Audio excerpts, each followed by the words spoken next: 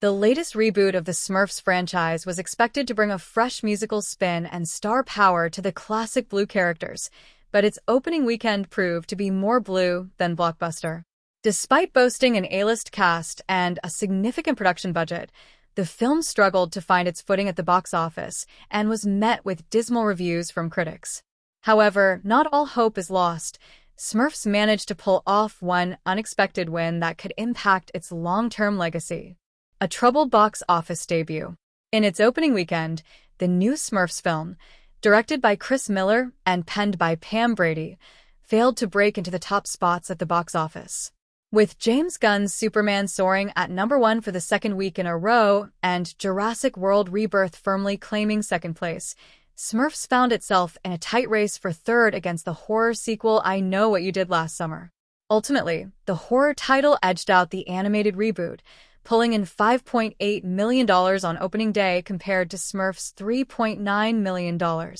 Projections now estimate Smurfs will close the weekend with around $12 million, a staggering contrast to its reported $58 million budget. That shortfall places the film at a financial disadvantage, with profitability now looking like a long shot unless it finds a second wind internationally or in streaming markets.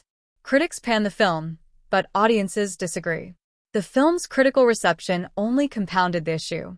Smurfs currently holds a 21% critic score on Rotten Tomatoes, tying it for second lowest in the franchise's cinematic history. Only 2013's The Smurfs 2 fared worse, scoring a dismal 14%.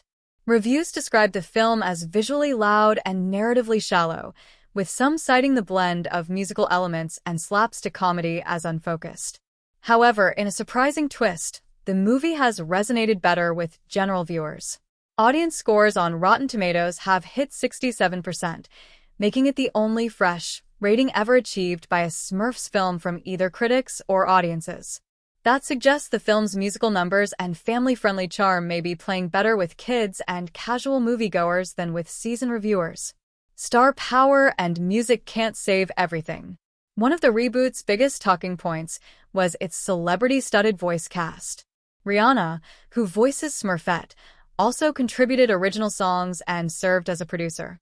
Joining her are names like James Corden, Nick Offerman, Daniel Levy, Octavia Spencer, Jimmy Kimmel, Sandra Oh, Nick Kroll, and Kurt Russell, among many others.